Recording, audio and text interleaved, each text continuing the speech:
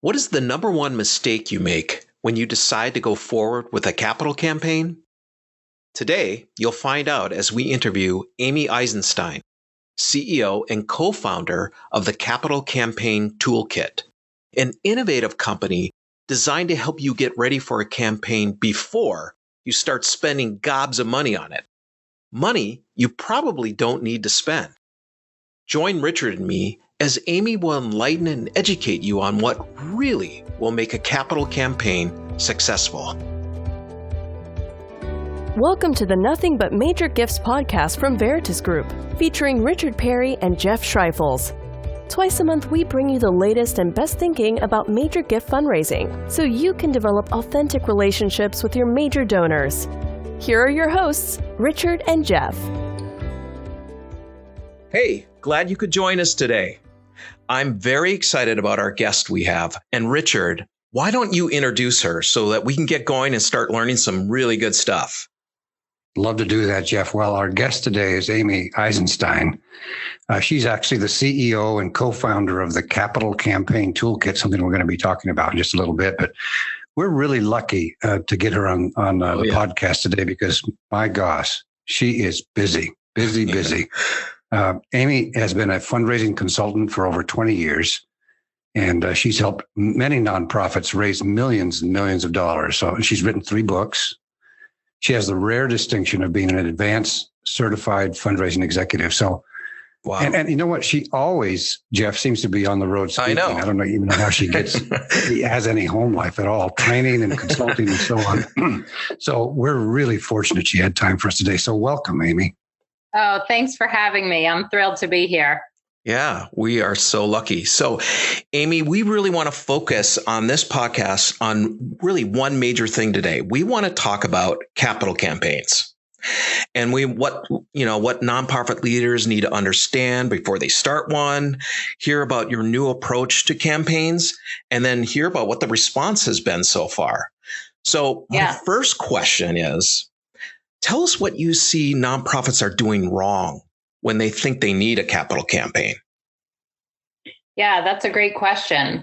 So the most common mistake I think organizations make is thinking that a capital campaign is all about the money. Mm-hmm. And it's just another opportunity to raise money. And sometimes you probably see that when you're talking to groups about raising major gifts. But a capital campaign really is about taking a big step forward for your organization or making a big leap. And the first thing to think about when you're going to start doing a capital campaign is how are you going to do more good? Or how are you going to get closer to accomplishing your mission? So what we don't want people thinking about is how much are we going to raise, right? Mm-hmm. That's the wrong question to ask first. The right question to ask is what can we accomplish and what impact do we want to have? So Amy, let me just break in there just a second. So now you're sitting with, say, a CEO or development director of an organization, and they start off with the capital campaign. We need to do a capital campaign. And obviously, you're going to ask, well, what for? And then are you just trying to discern, like, do they really understand the point you just made, that this is about increasing and enhancing the mission of the organization, or is it? Do they just tend to focus on that money thing? Like, well, we've got to get 25 million. Right. No, I mean, one of my jobs is to take the focus off the money and start them thinking about, they have to be able to answer the question, what difference will this make? At the end of the campaign, how will our organization be different? Once we've finished the campaign, how will the organization be different? So that see a lot of nonprofits thinking that way, or are they thinking, I just need the money? There's some of each, right? We get calls from all sorts of folks, and some do call and they do have a really big vision and they know what difference they want to make and why they're going into a campaign. I mean, my job is to make sure that they have thought through that or are starting to think through that at their organizations. But they have to really in order to do a campaign, their organization has to take a big leap, as I said. And so they have to be able to answer the question, will we be helping more people? How will we be helping them in a different and more impactful way? What bigger role will we play in our community? What bigger difference will we make in the world? So those are the types of questions and things that organizations really need to think about way before they start thinking about how much are we going to raise. When you run up against these nonprofits that are kind of leading with, we got to bring in the money, and then you talk to them like you just did with us about what to really think about, what's usually the response? Yeah, I mean, some of them get it right away and they say, okay, we need to take 3 steps back. Yeah. Others are more in a sort of desperate situation. And I hate to say it that way, but we need to tell them, slow down. This is where we see campaigns fail, when organizations just want to sort of raise more money for, in essence, their annual funds. So then we actually might refer them to people like you guys at Veritas and say, okay, let's think about raising more money for your annual fund through major gifts in order to raise more money to accomplish the programs and services that you're currently doing. So go ahead. Yeah, well, you know what's interesting about this topic is, and I was recently speaking at a training event that we had up actually near Philly earlier this week, and it's so interesting because I was basically saying to folks, you know, when you look at what a budget is of a nonprofit, the whole budget, it's nothing more than a way to get the mission done. Right. And so it's about the mission. And so why are you going down this track of thinking it's my little silo inside the budget that obviously you've got to worry about it. But in terms of a donor, it's like, well, what are you doing? What's going to make a difference? Right. So I would say that the difference between an annual campaign and including major gifts in an annual campaign and a capital campaign is that a campaign has got to inspire donors to want to give 2, 5, or 10 times more than they would even give for a major gift for the annual fund, right? Oh, that's a lot. Yeah, it's a lot. It's a big difference. Mm-hmm. So what's the first thing that you would ask a nonprofit leader who says they want to start a capital campaign? Right. So along the lines of the things that we've been talking about, I would ask, what are you raising money for? Right. But, to go a little bit deeper then and get more granular, I think the next question I would ask is, do you know who your top 20 donors will be? Because the top 20 donors make or break a capital campaign, honestly. And as a follow-up to that, I would ask them if they've spoken with those 20 donors about the vision for the organization and what the vision is. To me, that's the key of a capital campaign. Engaging the biggest prospective donors, your biggest current and prospective campaign donors. Yeah.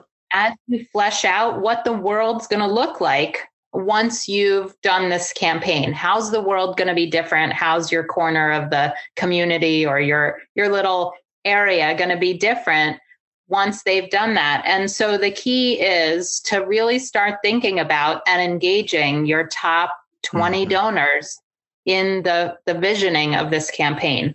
So you know what, this is so interesting, Amy, because what you're basically saying to the leadership of the nonprofit is, let's fix on what you're going to do in your mission, enhance your mission, which is what Jeff and I are always talking to our clients and people that follow us on blogs and so on is, the money is really a result, not an objective. Right. And it's like the objective is actually to do more good. And Absolutely. We often forget that. And I like the idea of starting with the top 20. We're always talking about that every caseload or in every major gift program has transformational donors in them. donors that can give 6-7-figure gifts. It's a matter of identifying them and then really coming together, putting a plan together to develop and understand their passion and interests. So focusing in a capital campaign on those top donors really does get the entire team together to understand, well, who are these people and how well do we actually know them before we even start a campaign? Yeah. And on that point, Jeff, it's like we've had case after case where there's a mega donor buried in the donor file, and you've experienced the same. There's one in there or two or three, but the reason they aren't participating at the level they could is because there's no vision or mission or anything to capture their attention. Yeah. And so that's why what you're saying is so critical to making the whole thing happen. I think that's right. I mean, campaigns really often inspire donors who have been there in the background. Like you're saying, maybe they were giving smaller gifts, but sometimes it does take a campaign to inspire them to really make a leadership level gift. Yeah. Mm-hmm. So this just happened the other day with Richard and myself. One of the leaders that we were working with came up to us and said, you know what, really, the only way we're going to get major gifts is really to have a capital campaign. And that's why I want to do that, so we can start boosting our program. But so in your opinion, though, do you feel like the major gift program needs to be set up and running well before a campaign, or what? What do you think about that? Yeah, so I would say that it is great when organizations have successful major gifts programs prior to campaigns. Mm-hmm. And those organizations are set up really well to conduct a capital campaign. And I think that your clients at Veritas are extremely lucky that to have you working with them on their major gift programs, hopefully before they think about a campaign. And yet, if an organization doesn't have an existing major gift program, a campaign isn't a terrible way to start one. I mean, we've certainly seen our fair share of organizations go on to run successful campaigns, and they didn't really have much of a major gift program prior to the campaign. Yeah. But, the last thing I would say is that their campaign, if they're starting a major gift program at the same time as they're launching a capital campaign, it's going to take a lot longer to ramp up and build those relationships. If they're raising major gifts sort of on the fly as they're doing a capital campaign, as opposed to if they had been working with you guys, and have their major gifts program set up. That's obviously a better scenario for them. Their campaign will go faster and smoother if they have donors who are used to being asked for major gifts prior to a campaign. Yeah. So let me ask a question on that. Because I've run into this a number of times where an organization's doing a capital campaign, and then we come in to do the major gift program, and they leave off of the caseload and off of the portfolio. They leave the people that contributed to the capital campaign, stating that, well, we already asked them for their major gifts. So they're basically leaving them out, which is so interesting to me. In fact, there was one international organization we were working with that was doing capital campaigns around the country, and they had no plan with those donors after the capital campaign was done. Well, what's your view on that? What insight would you give? Yeah, I mean, I'm sure you agree. I think that's crazy. It is. Of course, so a campaign is an opportunity to build your donor base and your support level. And so as soon as those donors have finished paying their campaign pledges, of course, you're going to roll them right into a major gift program. I can't even imagine why you wouldn't. Well, they say, well, we've asked them for so much, and so how can we do that? And what Jeff and I say is basically, well, it's the narrative that you use for asking for the capital campaign gift, where you actually say this is an ongoing thing, and you set up an expectation that they're going to be a critical part of making what is built by the capital campaign actually happen operationally in future years.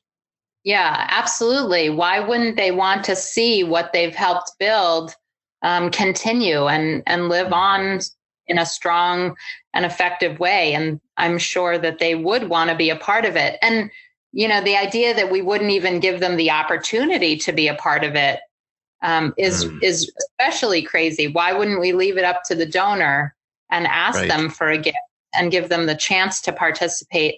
I have to admit, I thought you were going to ask me a slightly different question.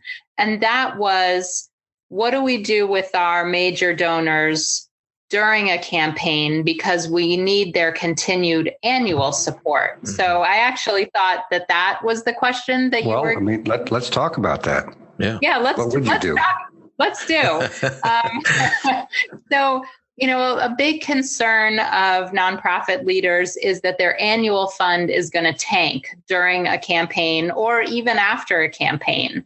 And we find that it's exactly the opposite for a number of reasons. Mm-hmm. But the one thing that's really important for organizations to understand is that when you're going to talk to your major donors about a campaign gift, you tell them right up front that we are asking you at this one time for both your annual fund gift to continue it and a campaign gift on top of it. And so you actually ask for both at the same time.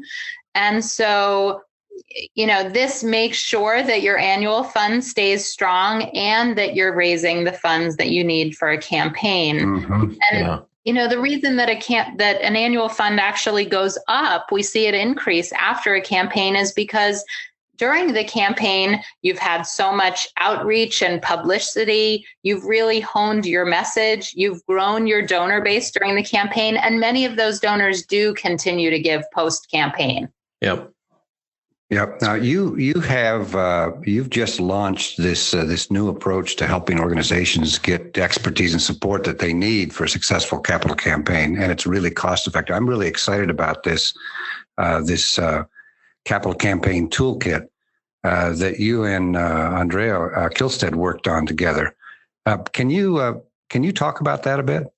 Yeah, of course. Thank you for asking. I would love to. So the Capital Campaign Toolkit, it's an online resource, and it's to help nonprofit leaders get all the expertise and confidence that they need to lead their own successful campaign. And inside we provide all the tools, resources, and support, which is really important, that an organization needs to be in the driver's seat of their own campaign. So let me just give you a quick analogy. Yeah. So we like to use the analogy of TurboTax and LegalZoom. So with TurboTax, in the past, you might have needed an accountant to help you with your taxes, but now you can do your taxes much more independently without hiring an accountant. Sort of similarly with LegalZoom, in the past, you absolutely needed an attorney to do a simple contract or make a will. And now you can access the critical tools and resources that you need online in all sorts of areas. And that's what we've done with the Capital Campaign Toolkit, is we're bringing the tools, the resources, and the support right to organizations so that they can lead their own campaigns in a cost-effective way. So does this mean then, Amy, that an organization doesn't need the typical capital campaign consultant to do an effective capital campaign? Like, well, how does that all work? Mm-hmm. Yeah. So some organizations will still significantly benefit from using the traditional capital campaign consultant model.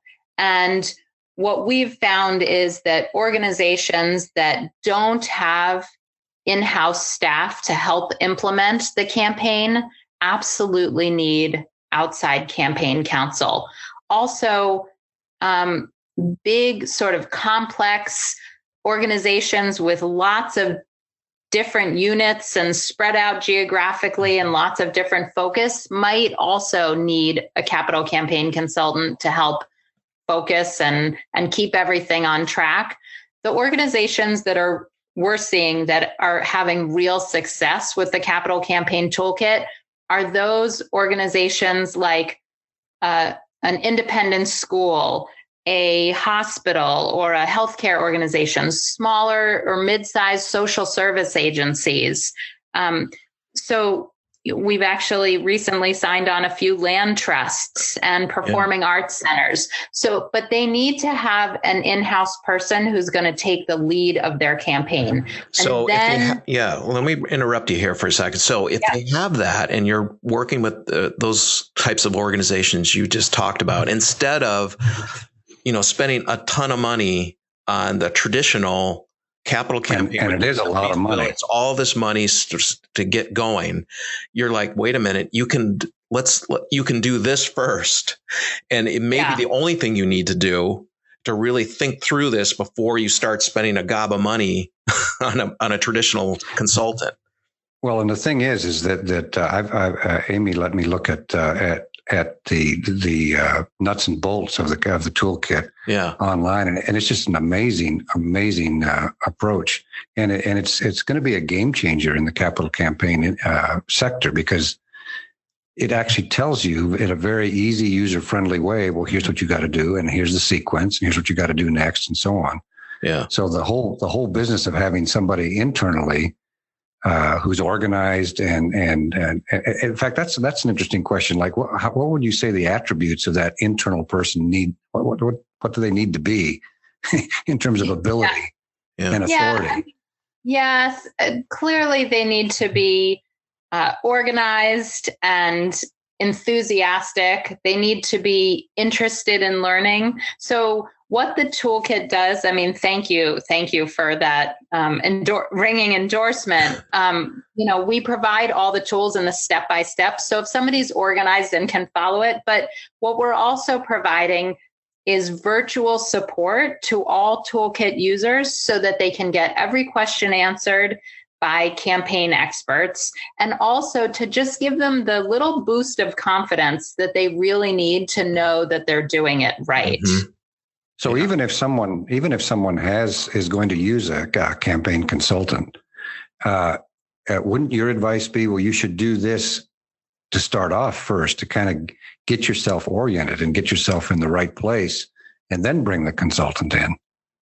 Yeah, actually, what we're finding is that some organizations that are opting to use the toolkit then are going to consultants for more a la carte services rather than full service campaign consulting. So they might decide they want to use a consultant for help crafting their case for support, or to do a really in-depth feasibility study. They might decide to hire an outside person. Mm-hmm. So there are different options. We offer different options, and it's a pick your own. Yeah. Pick your own. How much support you need will depend on the organization, but the toolkit is sufficient for many organizations, and then they can just get little help here and there when they need it. So you've had this toolkit up and running now for about 6 months. So what's the response been? Honestly, it has been amazing and a little overwhelming, but in a good way. It's been really enthusiastic because I think that for the first time, what's really unique about the Capital Campaign Toolkit is that it provides an alternative model. Mm. In the past, the model really has been hire a full service capital campaign consultant, right? Or at the far other end of the spectrum has been to wing it, right? Just sort of see if we can muddle through and do it on our own. And now there's something smack in the middle of that, because the toolkit really does provide all the tools and resources and roadmap you need, created by campaign consultants and experts. So you have access to all of that knowledge that you would have in the past had to go and hire a full service consultant to do. And at a lot lesser cost too. I mean, that's also a very attractive element of the whole thing. Yeah. I mean, one of the ways that we're making it cost effective is that we're really leveraging technology. Almost everything we provide is virtual and online. And so we're taking advantage of the technology and the communication opportunities out there so that we can provide it the most of the services at a fraction of the cost. I love that. So if someone wants to get the toolkit, can you tell us how we can get it?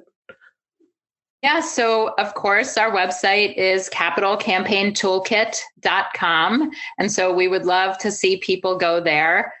We are offering a few free resources so that they can learn more. There's a free step-by-step guide to your campaign that you can download at the Toolkit website, or you can apply for a free strategy session with a campaign expert to talk through your campaign. Wow, that's cool. And say the website again? Yep, it's capitalcampaigntoolkit.com. Got it. Well, great. Amy, it's been a great pleasure to have you on and to talk about this. We are excited about this kit because like Richard said, it could be a real game changer for how many nonprofits think about capital campaigns and to make sure that they're doing it right and taking the right steps and doing it in a cost-effective way. Yep. And we encourage you to at least check it out. I mean, go to that website, capitalcampaigntoolkit.com, and just check it out because I think you'll find it fascinating, practical, useful, and a very good use of your money in terms of planning and managing a capital campaign. Yeah. Thank you guys so much for having me on. I really appreciate it. We can't wait to have you back again. Thank you. Thank you for joining us for the Nothing But Major Gifts podcast from Veritas Group. Richard and Jeff also write an ongoing blog that you can subscribe to for free at veritasgroup.com. Please join us again next time.